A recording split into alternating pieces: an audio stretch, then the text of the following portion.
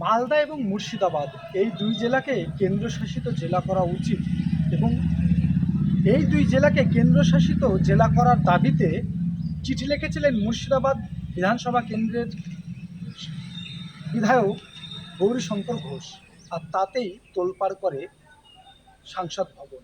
নিশিকান্ত দুবে তিনিও কিন্তু ওই একই দাবিতে অনড় হন।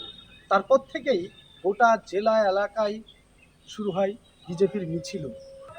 সীমান্তের যে নদী আছে সেই নদী পেরিয়ে চাষাবাদ করতে গেলে নানান সমস্যায় তাদেরকে পড়তে হয়, কাউন্টিং করতে হয় একাধিকবার। তারপরে আবার যদি কেন্দ্রশাসিত এলাকা হয়ে থাকে তাহলে নানান সমস্যার ভোগান্তির শিকার হবে তারা। তাই তারা এই দাবিতে একেবারেই মানতে নারাজ। কি বলছেন তারা এই বিষয় নিয়ে শুনে নেব এলাকার অর্থাৎ সীমান্ত মানুষের বক্তব্য।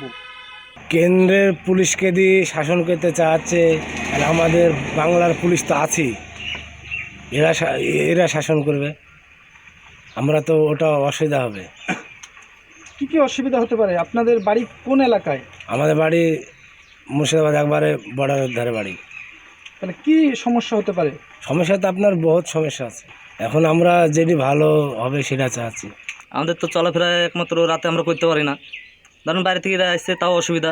আবাদ পানি আছে ঠিক টাইমে যায়, ঠান্ডার টাইমে তো ওষুধ পানি দিতে দেয় না।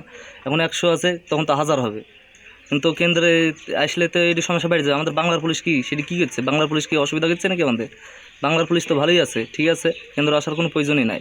একটা মানে আপনার অন্য একটা মানসিকতা নিয়ে করার চেষ্টা করছে ওরা, যেহেতু এই দুটো জেলাতে মাইনরিটির সংখ্যা বেশি, ওনারা বারবার হাঁটছে বিজেপি সরকার, এই কারণে ওনারা চেষ্টা করছে।